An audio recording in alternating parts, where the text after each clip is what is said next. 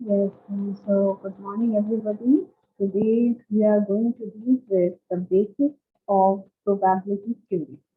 And then the fundamental part that we are going to deal with before starting the probability theory part or in the probability theory part that we are going to deal with over here. Okay.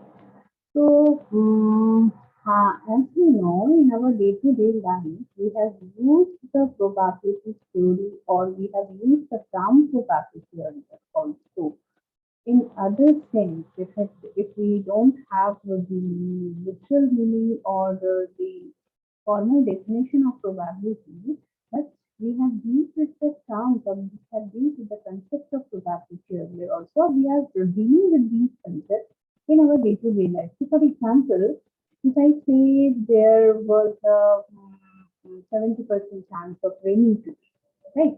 So that 70% chance, or if you may say that there was a 90% chance of winning the match by team A to B.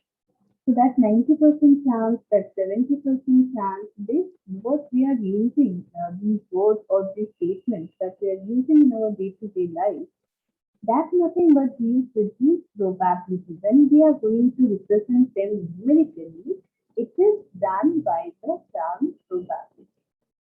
Okay. We used to say that this is the chance of occurrence of this is the percentage of chance of occurrence of this event or that event in our day-to-day life. So that percentage of chances, when we are going to deal with numerically, that is done by the term probability. Okay. So probability deals with chances of occurrence of events in our day-to-day life. Right? So there are that means probability is actually dealing with the real life problems, practical life problems. Okay, fine. But before moving on to the formal definition of probability, there are some terms that we need to know before moving on to the formal or before formally define the term probability. There are some terminologies that we need to cover some. Okay. So one by one, first today we are going to define those terminologies. We are going to clear out those terminologies, and then we will define what formally the probability is or how we are going to deal with it in our probability theory problems. Okay. So very first thing or the very first term that we are going to learn over here, that is the term of random experiment.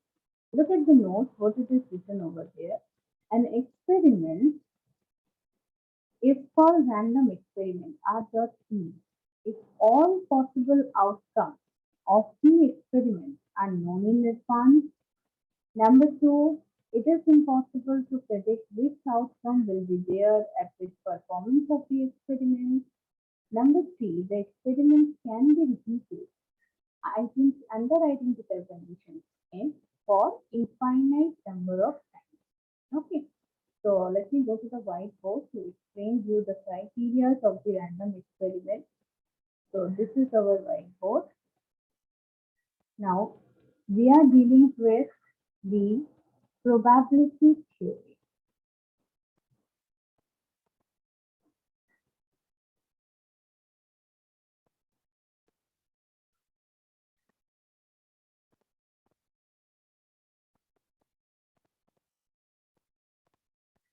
Probability theory. And before formally defining probability theory, the terms that we need to know, that is the very first terms or terminologies, I should say,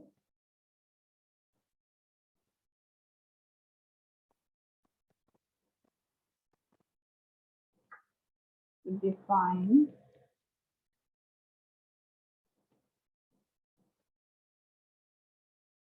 the very first one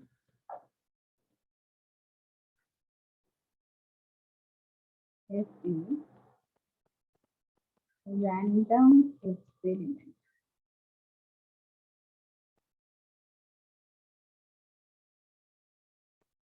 Random experiment. What it says that an experiment denoted by E.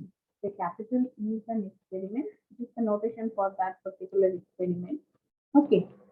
If all possible outcomes are known to us in advance, all possible outcomes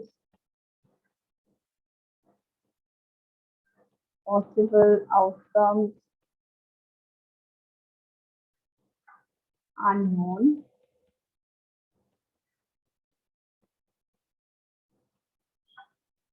Number two, it is impossible to predict which outcome will be there at which performance of the experiment. Okay.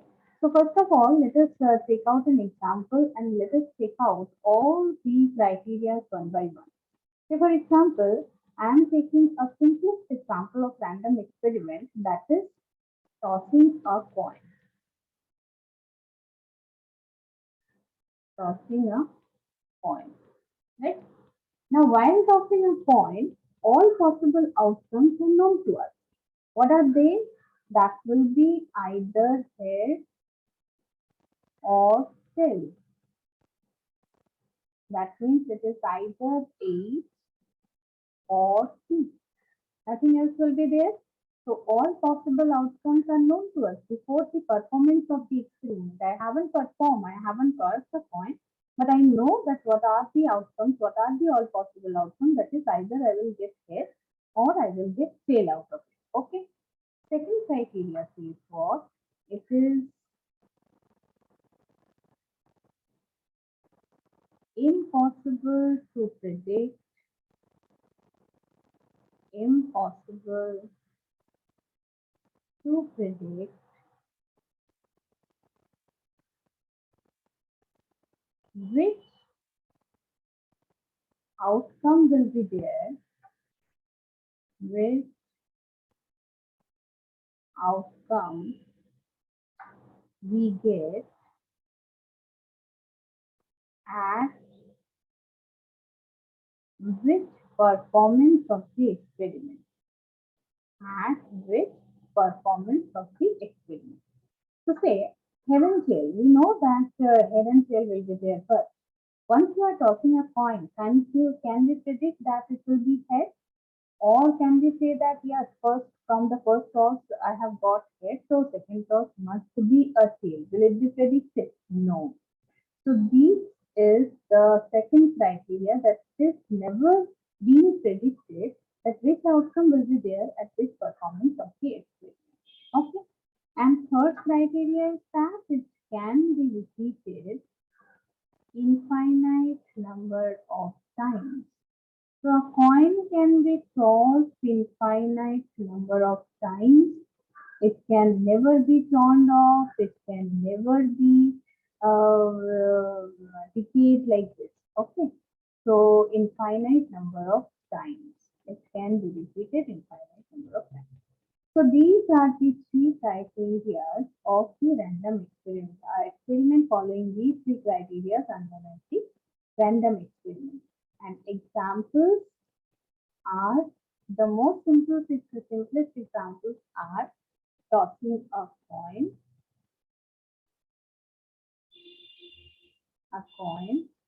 and another one is throwing a dice, throwing a dice, in which also we know all possible outcomes. What are the all possible outcomes of throwing a dice? That is 1, 2, 3, 4, 5, 6. These are the all possible outcomes. But we cannot, while praying or while throwing a dice, we cannot predict that which either I'll get 1 or 2 or 3 or 4 or 5 or 6. It won't be predicted at any time. Okay. And third is that the dice can be thrown infinite number of times. Okay. So this is the criteria for random experiment. Next is the concept of, if I go to the note points again, we will be having sample space. Okay. So sample space is what? Sample space is set of all possible outcomes of this random experiment. All possible outcomes. That means whatever the outcomes we will be getting from after or while performing the random experiment that will be already known to us in advance according to the random experiment definition. So this set of all possible outcomes is known as the sample space. The second terminology is known as the sample space. It is denoted as capital S. And say if I take the example of throwing a dice, then our sample space will be, it is a set containing all possible outcomes. 1, 2, 3, 4, 5, 6. This is the sample space in case of throwing a dice. Throwing a dice. And then if I take the another example, then it is 8, 3. This is a sample space in case of tossing a coin. Tossing a coin. So sample space is nothing but a set containing all possible outcomes of the experiment that we are performing. Okay. Next is what? Let us see. Yes. The event, then the impossible event, complementary event, and simple and composite certain event. That is the important part. So let me go to that. Event, then impossible and certain event. Okay. So next terms that we need to define, that is event. It is nothing but each possible outcome of the experiment is known as an event, or you can say each point in the sample space, like A, like B, these are all events. So each possible outcome which is coming out while performing the experiment, that is nothing but an event. Like while tossing a coin, the outcomes are head and tail. So the event of getting head, event of getting tail is an event, getting head is an event while performing the experiment of tossing a coin. So these are the events. Now one can say that what is this certain event then? Certain event. Yes. Events are getting two parts. One is the certain event. Certain event means it will happen at every performance of the experiment. It may happen at every performance of the experiment. Say for example, I'm giving you the example. Say for example, I'm taking the event of getting head or tail. Event of getting head or tail in the experiment of tossing a coin. So head or tail, that means either head or tail. This is my event. So obviously while tossing a coin, we will be getting either head or tail. So these type of events are certain events that will occur at every performance of the experiment. Another event is impossible event. Impossible. The events that can never happen in any performance of the experiment. In material that how many times you will be repeating the experiment, but it will be never happening. Say for example, if I take the example of throwing a die, events of getting 7, event of getting 7, it won't be possible in the experiment of throwing a dice. Whatever the chances of experiment we will do, either I'll throw a dice 100 times also, we will never get 7. So this is the example of impossible event, event of getting 7 in the case of throwing a dice. Okay. So this is the types of event, that is certain event and impossible event. Now there are two more types of events are there which are very much important while defining the probability term. Okay. So let us do that. Let me clear the board. Yes. Another important event is mutually exclusive event. Mutually exclusive event. So, two or more events are said to be mutually exclusive. It's that if they can never happen simultaneously, even that means I can say that even that never happens simultaneously, never happens simultaneously, simultaneously.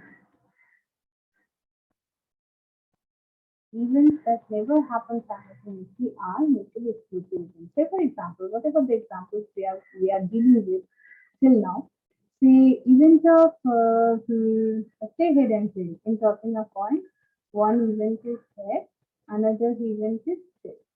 So they can never happen simultaneously. It won't be like this that while tossing a coin or while a particular toss I'll get both head and tail. No, it won't be possible. So head and tail are the examples of mutually exclusive events. As well as in throwing a dice, the events of getting one, two, three, four, all events are mutually exclusive. All these events are mutually exclusive because they can never happen simultaneously. So these types of events which can never happen simultaneously in any performance of the experiment are known as mutually exclusive. Next is what? Next is the exhaustive set of events, important one. So this mutually exclusive and exhaustiveness is the important one which will be required in the further part of our course. So exhaustive set of events. Exhaustive set of events. So when it says that exhaustive set of events, that means there is a set of events. Say, if I have taken the set of events like A1, A2, not same number of events are there, right? Now, exhaustiveness says that if union of these events gives us the total sample space, that means if I take A1 union A2 union AN, if it gives us the total sample space S, then the set of events are known as exhaustive. See, for example, if I take the previous example, so the two events, or say for example, I have taken the three events 1, 2, and 3. Okay, one from the experiment of throwing a net. So these three events I have taken and I want to check it out whether they are exhaustive or not. So if I take the union of these three events, taking union, what will I get? Taking union or taking them togetherly, what will I get? I will get the events at 1, 2, 3. It is not generating, it's not gives us the total sample space of the experiment of and right. So this will no more be the exhaustive set of events. But if I take all the events like 1, 2, 3, 4, 5, 6, and taking them the union, taking union of them, I will be getting 1, 2, 3, 4, 5, 6, and this is nothing but the sample. So this set of events are the exhaustive set of events. Exhaustive set. Okay. The previous one is not the exhaustive set, but this is the exhaustive set of events. Okay. Right. So these are the two types of events here. One more is there, that is the equally likely. Equally likely. Let me go to that. The next type of events, that is equally likely.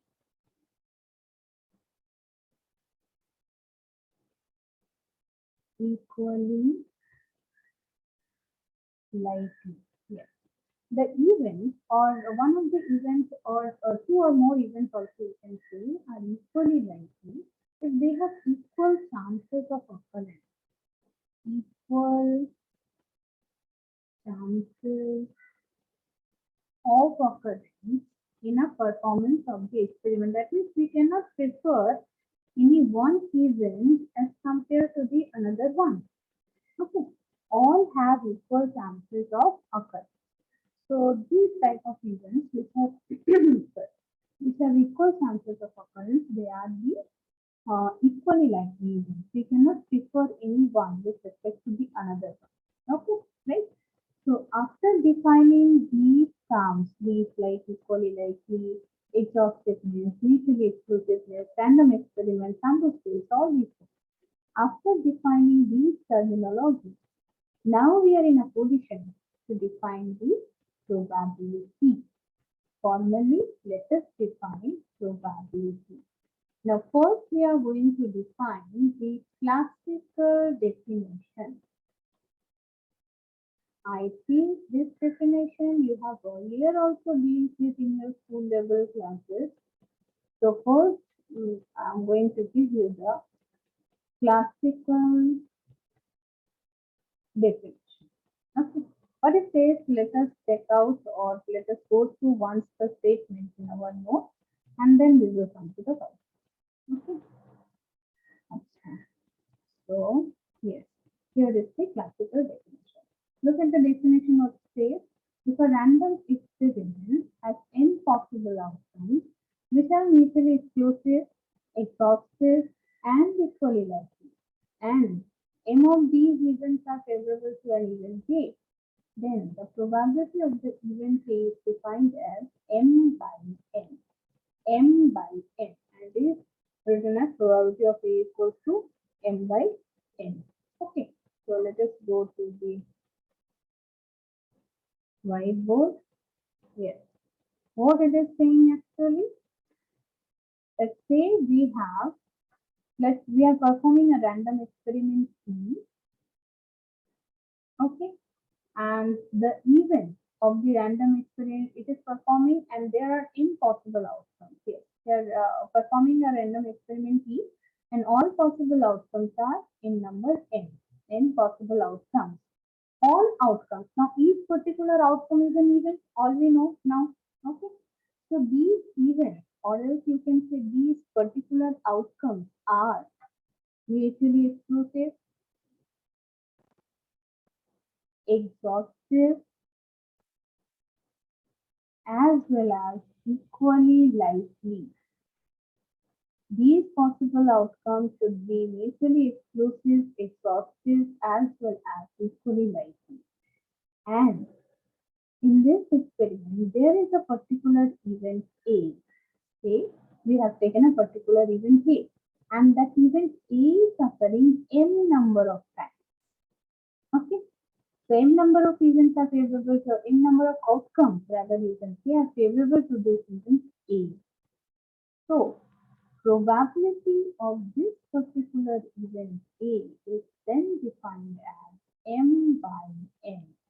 N is the number of times the event A is happening or number of outcomes favorable to this event, and N is the total number of outcomes which are coming out after performing this event. So this is nothing but our classical definition, not classification. What it is done over there is wrong. It is classical definition of probability. Classical definition. Classical definition of probability. Okay.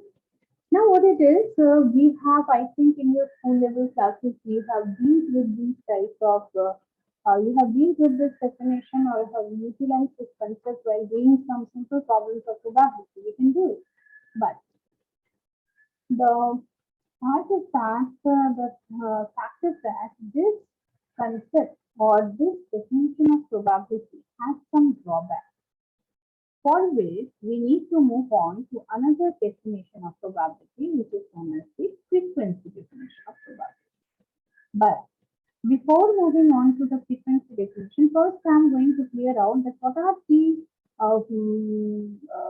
this disadvantages, or you can say what are the limitations of this classical definition. So let me go to the limitations at first, where we are going to face the difficulty with this definition, limitations, and then we will move on to the frequency definition of probability, which we are going to utilize to do our further problems. Okay. So limitations of classical definition of probability.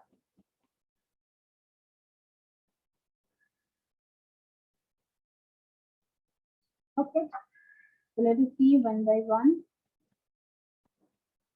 Number one, there are two main limitations are there. In your book, you can find so many others are there, but mainly these are the two main limitations that we need to overcome for the further part of the definition, further defining the probability. Okay, अच्छा. So limitations are the first and foremost is, see, look at the expression. So for finding the probability of an event, it is probability of A equals to M by N. Now all we know that we are dealing with these random experiments. And there is a criteria in random experiment that it can be repeated infinite number of times. So what happens if I repeat a random experiment infinite number of times? So the denominator, if I repeat the random experiment infinite number of times, the denominator becomes infinity. And infinity in the denominator is not a possible concept. You can say that if P by Q is there and Q is equals to infinity, then we will say that this becomes zero. No, this is a mathematical concept, obviously, but in probability theory, we are dealing with the real life problems. And in real life problems, or in reality, infinity in the denominator is an impossible. So we cannot utilize infinity in the denominator like this. So this is one of the drawbacks, that it's whenever we are repeating the infinite number of times, it becomes infinity in the denominator. Second is what, while defining the probability, see, we are using the term equally likely. Look at the definition if you can, or you can see from here also, we are defining an experiment, we are taking a random experiment which has impossible outcomes, which are mutually exclusive, exhaustive, as well as equally likely. What does this word equally likely literally mean? Equally likely literally means equally probable. Equally probable. So while defining the term probability, we are utilizing the concept of this probability. It won't be expected in a definition. Okay. So these are the two main drawbacks in defining the probability in classical definition sense. Okay. So now we are going to move on to the frequency definition of probability. Let me have a look on the drawbacks at first, what we have just learned. Limitations, the definition cannot be applied when possible outcomes is infinite. And in this definition that just now I told you, in this definition we are using the term equally likely, which means equally probable. So the concept of probability is being used in defining the term probability. So these two things are not possible at all in this classical definition, or you can say these two are the main drawbacks or main limitations of the classical definition. Now let's come to the frequency definition. But before moving on to the frequency definition, there is a concept that we need to overcome, that is the statistical regularity. What it is, statistical regularity, just have a look over here and then I will go to the whiteboard. An experiment E is repeated capital N number of times. An experiment, obviously it will be a random experiment, R dot E is written that way only. So random experiment capital E, it is a notation for the experiment. It is repeated capital N number of times under identical conditions in which a particular event A is occurring in a number of times, any time. Okay. Then the ratio NA by N ratio, and they have given a notation for this frequency ratio, that is f of a. Now, what is happening? This is observation. This is an observation that if we repeat this experiment large number of times, this frequency ratio gradually tends to a constant number. And this tendency of stability of frequency ratio is called statistical regularity. This tendency of stability of frequency ratio is called statistical regularity. Okay. And then likewise, just in a one step, after having the concept of statistical regularity, frequency definition is defined as limit n tends to infinity n by n. If I take this limit, and if this limit exists, that means n is happening, n is tending for large number of times. And then this ratio gradually tends to a constant quantity. So if I take this limit, and if this limit will be a constant quantity, that quantity or that constant number is nothing but the probability of that particular event. Okay. So this is what the frequency definition of probability of statistical regularity. Let me go to the whiteboard once to make you understand.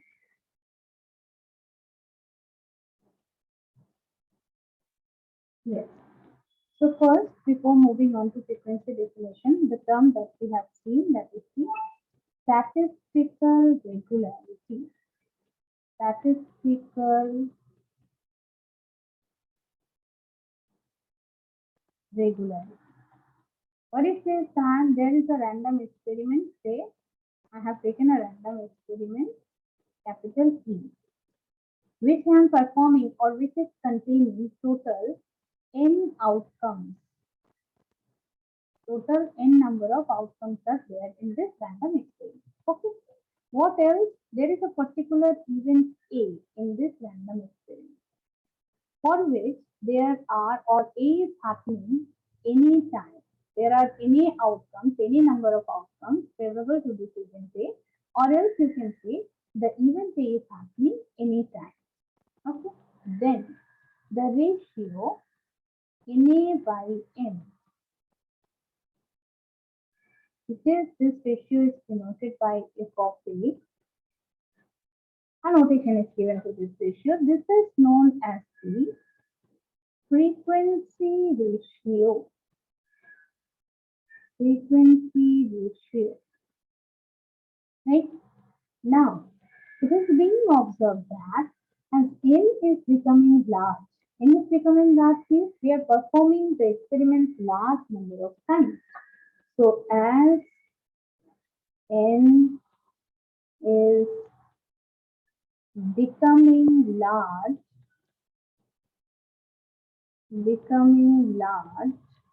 what happens? This frequency ratio, if a, tends to a constant quantity or constant number. This stability of frequency ratio is known as statistical regularity, because that means the frequency ratio is getting stable as n is becoming large. So this stability of frequency ratio is known as statistical regularity. Statistical regularity. Alright. Now what is happening? Now what the frequency definition is saying? Frequency definition says that frequency definition of probability. What it says that frequency definition, that n is becoming large, that means I can say that limit as n tends to infinity, NA by n. NA means number of times the event A has happened, and n is total number of outcomes. Tends to a constant number k. This limit tends to a constant quantity according to statistical regularity. Okay. This constant quantity is nothing but probability of the event A. So this is how we are defining the frequency definition of probability. That means according to frequency definition, probability of A is what? It is limit n tends to infinity n by n. So now we are going to use this definition in the further part of the probability. Okay. So this is the frequency definition that n is tending to infinity, n by n limit. If this limit comes out with a finite quantity, then that quantity is nothing but probability of the exact field. Right? So this is the frequency definition of probability. Now let us come to the next part according to our note, where we are going to deal with some simple results utilizing this frequency definition. Rather, you can say we are going to prove out some simple results, some standard results utilizing this frequency definition of probability. Okay. So the very first and foremost result that is the simplest one as well. That is 0 less than equals to probability of A less than equals to 1 for any event A. That means for any event A, in probability theory, probability of that particular event will always be lying between 0 and 1. So let us see how it happens or how it can be proved utilizing the frequency definition. So the results, now we are going to deal with results, and there in notes I have written it as theorems on probability, but we can write it as results also. So results.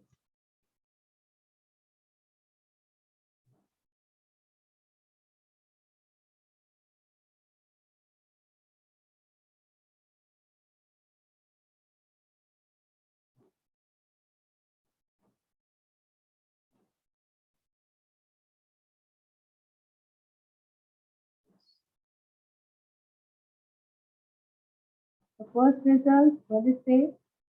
0 less than equals to probability of A less than equals to 1, where is any event, right? So let us proceed. Now, as we have learned in the frequency definition of probability, that let me be a random experiment which is repeated n times, or there are impossible outcomes, and there is a particular event A which is happening any time, right? So if obviously n is greater than n, right? So I can write this inequality 0 less than equals to n less than equals to n. Alright. Now dividing throughout by n, this inequality. So 0 divided by n in the next step.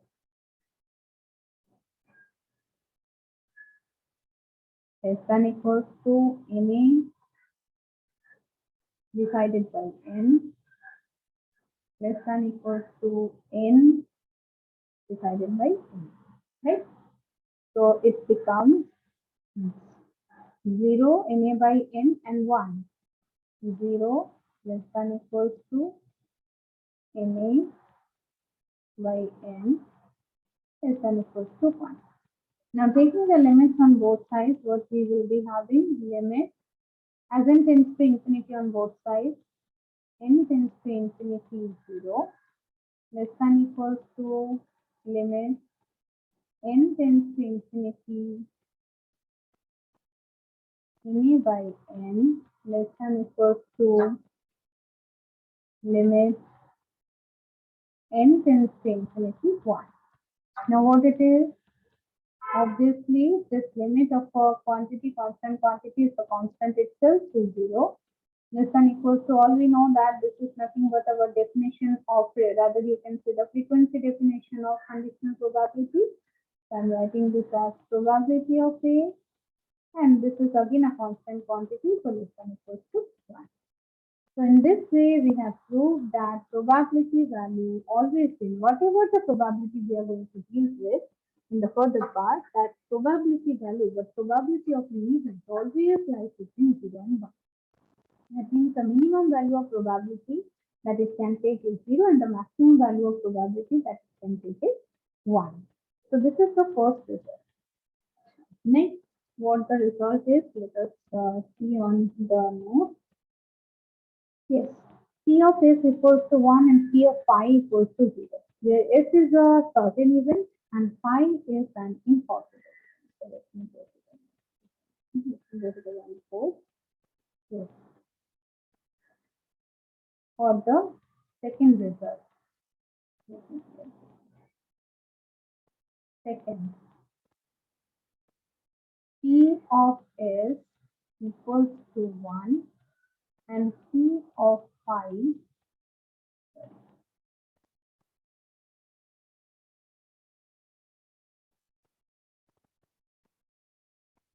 is equals to 0. Okay. P of S equals to 1, S is what, where S is the certain event. That means S is nothing but S is denoting the sample space, all possible outcomes, all possible outcomes. So P of S, now if I define according to the frequency definition, so how it will be, P of S means limit n tends to infinity, where n is the number of times we are performing the experiment or total number of outcomes in the experiment. N is number of times the sample space is occurring, and n. Okay. Now what about this n is? N is nothing but the total outcome. Cardinality of the set is. It is defining actually what n is we are writing. This is cardinality of the set A. Set A is the sample space. S is a sample space. It is a set. Say for example, if I take the strainer dice and 1, 2, 3, 4, 5, 6. So this NS denotes what? NS is the actually the cardinality of this set, that is equal to set, like this for this particular example. So now if I am getting total outcomes n, if the total number of outcomes for an experiment is n, then this NS becomes n divided by n, so it becomes equal to 1. The limit n tends to infinity of n by n equals to 1. Similarly, let us go to P5. By definition, I will write it as limit n tends to infinity n5, number of times the impossible event is happening. How many times impossible events will never happen in the performance of the experiment? So this n5 becomes 0. So it is 0 by n and the value becomes 0. Okay. So in this way, we can say that probability of the sample space will always, of the certain event will always be equal to 1, and probability of the impossible event will always be equal to 0. Let me go to the next result then.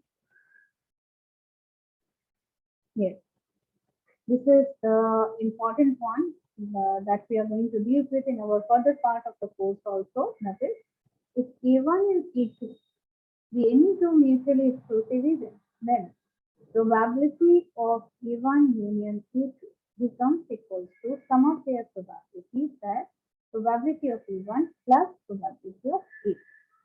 So let us go to the whiteboard to prove this.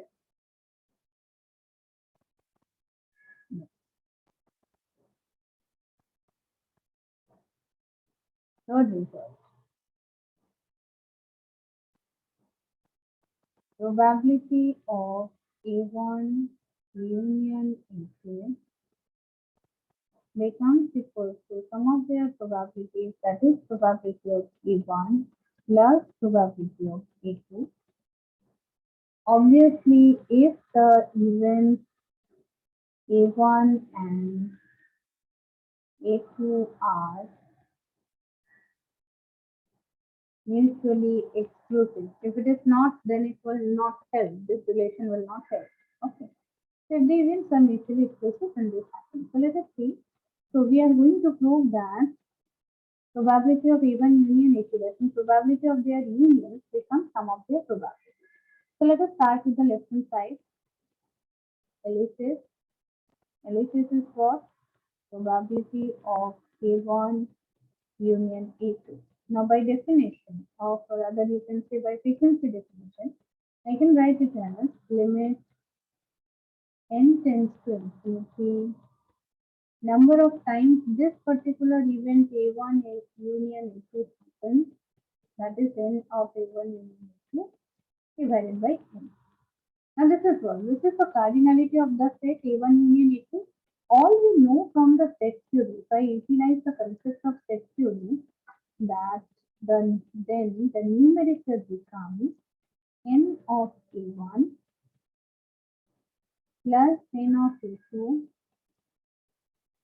minus n of A1 intersection A2. If you recall the set theory properties, you can see this, that cardinality of a set theory, union of a set can be defined as like this. Now what? Now one by one applying over here, just simplification, nothing else. So I can write it as limit n tends to infinity. This becomes ma by n plus, sorry, ma1 by n, na2 by n minus n of A1 intersection A2 by n. Right? Now applying limit on all, limit n tends to infinity, na1 by n plus limit n tends to infinity, na2 by n minus limit n tends to infinity, n of A1 intersection A2 by n. Alright? So now let us see what about this.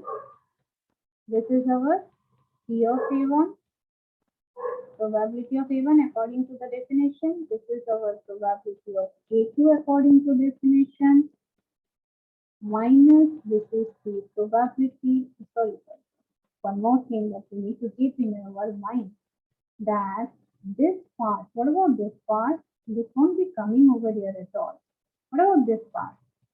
N of A1 intersection if the two events are mutually exclusive, then what about the cardinality of A1 intersection A2? If the events are mutually exclusive, then the cardinality of A1 intersection A2 will be equal to 0, because if the events are mutually exclusive, they can never happen simultaneously. And if they are not happening simultaneously, obviously their cardinality becomes 0. So this part won't be there, this part becomes 0. So that's why probability, we have started with probability of A1 union A2. Now we have reached to the RHS, that is equals to probability of A1 plus probability of A2. Now what happens in the next part, in the next result, you can see that if I take instead of mutually exclusive events, if these two events are any two events, if A1 and A2 in this case are any two events, not mutually exclusive, are any two events, nothing is mentioned, any two events, then what happens to this relation? That this part won't become 0, and we will be writing this as probability of A1 intersection. That means at that time, the result becomes probability of A1 union A2 becomes equal to probability of A1 plus probability of A2 minus probability of A1 intersection. So this is the result for any two events, and this is the result for only for mutually exclusive. Instead of two events also, if you have more than two events, you will just keep in your mind that if the events are mutually exclusive, probability of their union becomes sum of their probability. Okay. So let's see what the next result is.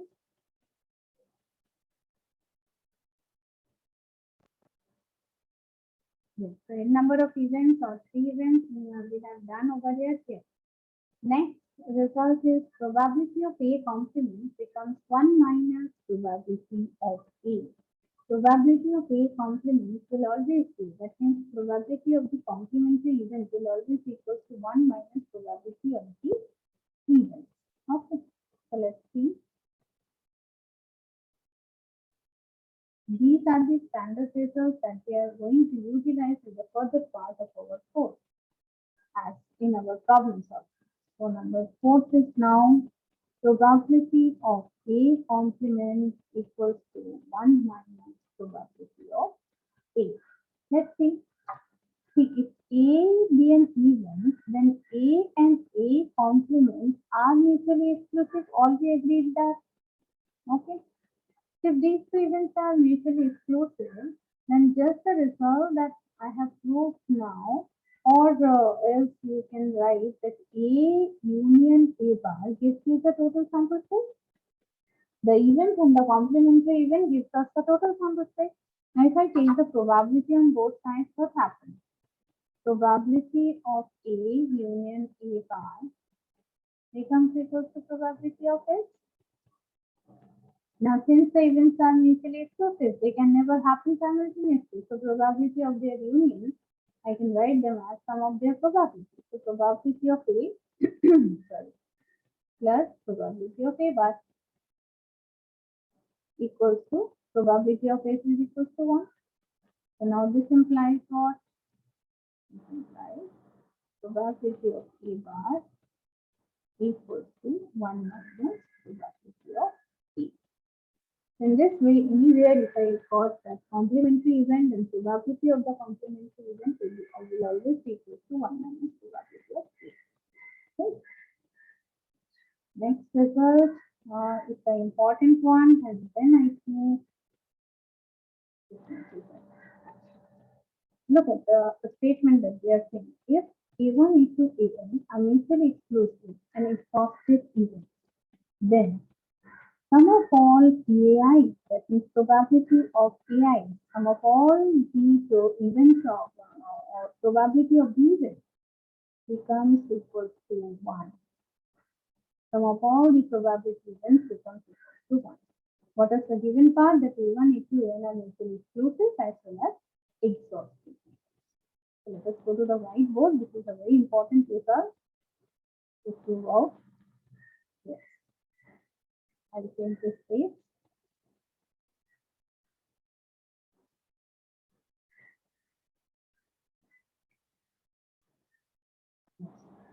Number 5. What is the given part for us? That A1, A2, An. A number of events are there which are exhaustive as well as mutually exclusive. Okay. And what we need to prove? To prove summation of I varying from 1 to n, sum of all I, probability of AI becomes equal to 1. Okay. So now let us prove this. First, utilize the given part. What it is given? There are a number of events which are exhaustive and mutually exclusive. So if the events are exhaustive, from the definition of exhaustiveness, what we can say that union of the events becomes equal to sample space. So I can write A1 union A2 union An equals to the sample space N. Okay. Now let us take the probability on both sides. Let's see what happens. Taking probability on both sides, in the next step, what we will be having probability of A1 union A2 union like this An becomes equal to probability of F implies. Now what about this? One more condition or one more thing is given to us about these events, that they are mutually exclusive. So just now we have seen a result that if the events are mutually exclusive, then probability of their unions becomes sum of their probability. So I can write them as probability of A1 plus probability of A2 Just write down like this, probability of A and that will be equals to probability of S. And already we have proved the result that probability of S is also equal to 1, probability of the sample. Now see the work is done. Then this is nothing but sum of all PAIs. We can write in summation format summation PAI I varies from 1 to 10 is equal to 1. So this is what we are going to prove that sum of all probabilities becomes equal to 1. Okay. Only if the events are exhaustive and mutually exclusive. So these are the results that we have dealt with the part of utilizing the frequency definition. These are the simple results we know, but we are going to utilize it in the further part of our course, in our further sessions. Okay, again and again. So these are the very basic, very important as well. Okay. So this much for today in this basic part of the probability theory. We will be meeting in the next session with the concept of conditional probability based theorem, proof, statements, as well as application. This is again the important one. So thank you.